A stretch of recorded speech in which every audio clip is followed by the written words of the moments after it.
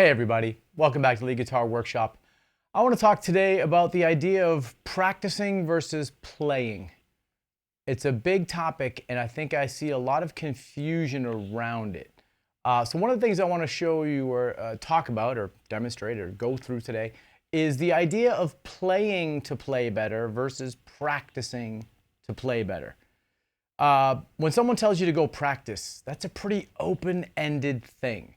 People think I need a practice schedule or I need a practice regime. I need to know how many exercises, how many repetitions, how many beats per minute. Just like if I was working out, right? I want to do lifts and jumps and all these different things. And it's really, think about the end goal. Why are you practicing? To sound better when you play. So you want to do things that make you play to get better at playing than practicing, because you'll be really good at practicing, but you may not be good at playing. I see all the time people say, I did these exercises all weekend long and I went to go jam and it sounded terrible. Because it wasn't in context, right? You can't drive a parked car. You can't just sit there and pretend you know what it feels like. It has to be in motion. And what I mean by that for music is it has to be in time, real time and in context. I used to get very confused by the practice idea. And what different people mean by this when they say this. For classical musicians, it's often practicing a piece of music for a performance, right? If you're going to practice with your band, you're running the songs before the show. So when you're at home, how do we do this? Well, I used to think about, like, what did all my heroes do? What did all my favorite heroes, even though I went a different path and I went to a music school, what did they do to get better? They did something, right? So I imagined if I opened the door on Jimi Hendrix when he was younger, what would he be doing in the room with his guitar? He'd be jamming by himself, right? He wouldn't be sitting there running a scale and stopping and starting over scale patterns, maybe a little bit just to get him going. But once the practice little part is going, you put it into action. So here's what I want to show you, a super simple idea that I call self-generating. This is one of the essential skills as a musician, is how to turn on the music yourself. I used to always have to wait for the drummer to count the song or wait for the song to start and then I could kind of jump onto it. And you really, as a musician, you need to generate it totally yourself, enough that you can play by yourself and it sounds like music. How do we do this? One of the simple ways that in this self-generating idea is play, let's say, it doesn't matter what you're working on, whether you're working on chord inversions or pentatonic scales, modes, arpeggios, target notes, playing the changes, anything you're trying to work on, put it in musical context and play it. That's how it will get better. If we said the simplest way is to do one bar of a chord, one bar of an idea, scale, lick, pattern. So let's just say, and this is something you could totally just do by yourself when you're sitting around. So instead of, take the old school A minor pentatonic pattern 1. Instead of doing this,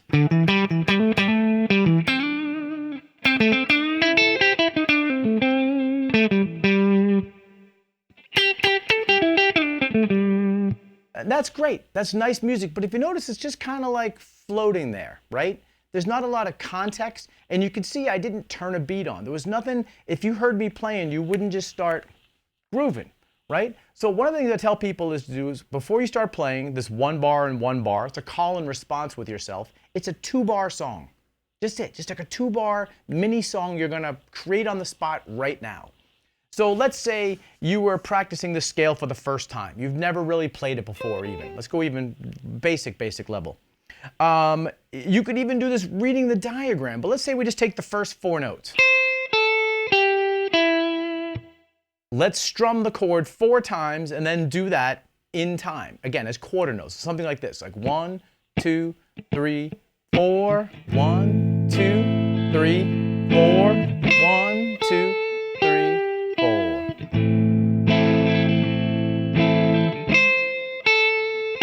All right, just basic quarter notes to keep your notes in place. It's very simple. But what if you start on the B string? Go the next 4 notes. Then maybe start on the G string.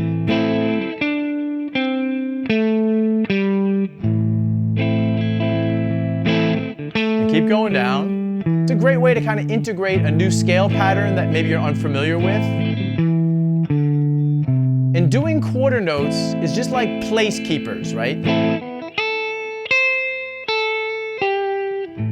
It helps keep your timing, right? So 1, 2, 3, 4. 1, 2, 3, 4. 1, 2, 3, 4. Maybe you're going to practice going up one string. 1, 2, 3, 4. Right? Gives you plenty of time to look at it. Try it again. Let's start a little higher up and keep going.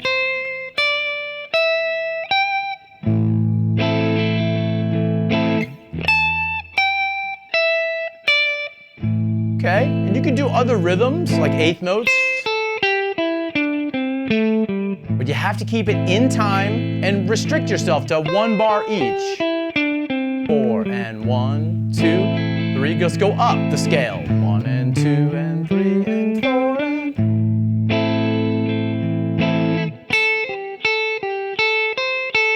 You know, make phrases, make natural patterns you would do. Keep it in time. Notice I'm feeling the beats. Maybe you try a new pattern of A minor. I'm in pattern 4, for instance.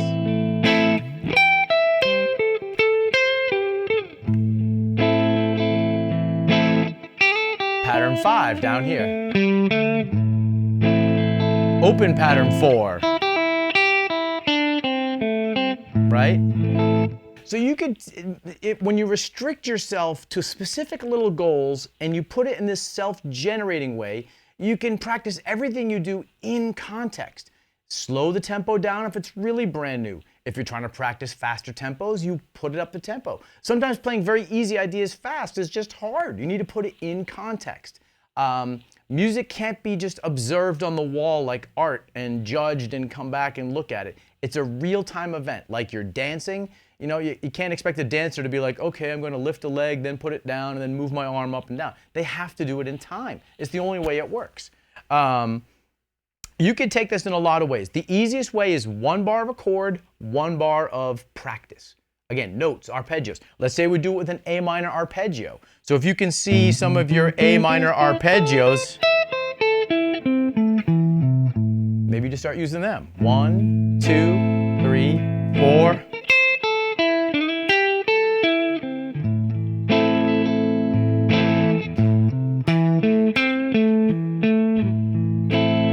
You can make your strummings more interesting too. Like a little boom, chick, boom, boom, chick.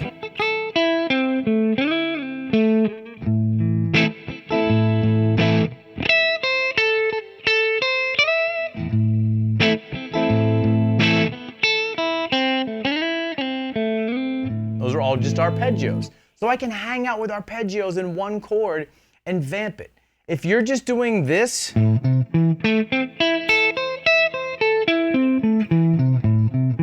then you're going to get really good at doing that. That's not going to make music happen later because you practice that, right? You need to know the pathway of that arpeggio, but once you get it kind of off the shore, like let it sail, like put it in action. What I was doing here was the harmonic rhythm was 1 bar of chords, 1 bar of solo. You can do 2 beats and 2 beats. So you could go like 1, 2, 3, 4, 1, 2, 3, 4, 1, 2.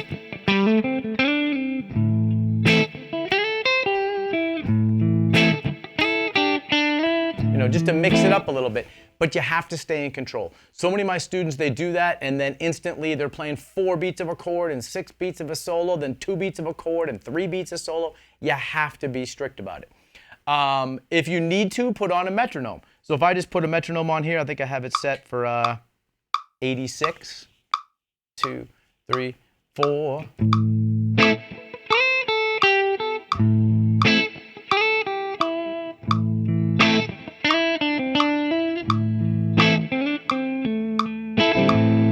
Right? You can just keep that going with the metronome. Ideally, it's best to have it by yourself. You self-generate it.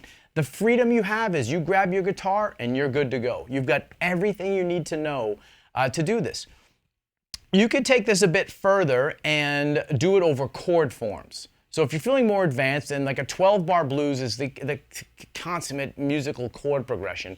So if you're doing a blues in A, right, you would do this in lieu of the chords as you play. So if I did like a 1, 2, 3, A7, solo, that's bar 3. Now here's the D chord. Now you play it back to A, E, now solo,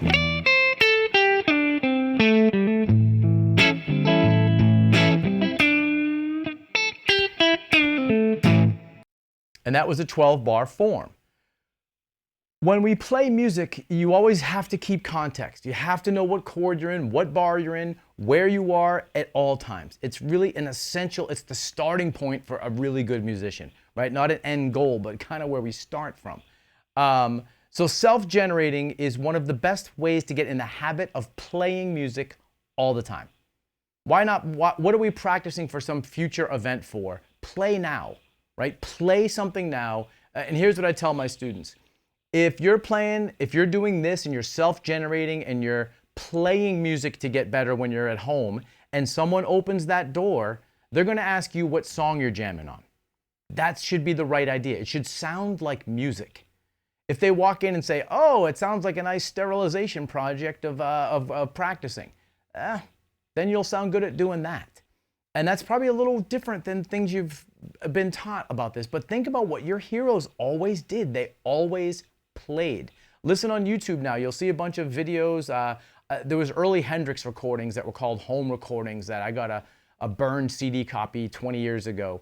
And it was like 6 tracks of Jimmy sitting in his apartment or at a hotel just working on stuff. And it was a fascinating insight to what he does when he's by himself. He plays like as if he's in front of people. The same with an early Eddie Van Halen recording. And he's going for minutes and minutes. But he goes in and out of songs and everything else, but he's playing music, right? And that's what betters him to play. If you really get hung up and you're like, man, I can't even get 2 notes together, how am I supposed to use it? I don't know anything about the scale or arpeggio, then you might have to spend a few minutes just getting it, just that one bit under your hands, but then put it into action. You hear a lot of the old jazz players. They stopped practicing and they only played. I've heard rumors about Charlie Parker and Thelonious Monk sometimes playing one song, one jazz standard, for an hour or more at a time. So if Thelonious Monk was playing a 32-bar form and he wanted to put in a little idea on bar 31, if he missed it, he'd have to wait till 31 bars again later to try it again. It's always in context. People lose that sight when they're trying to better themselves in music, is they isolate too many things, they take it out of context, and they treat it out of context, meaning out of time and out of music. Everything has to be in time, always.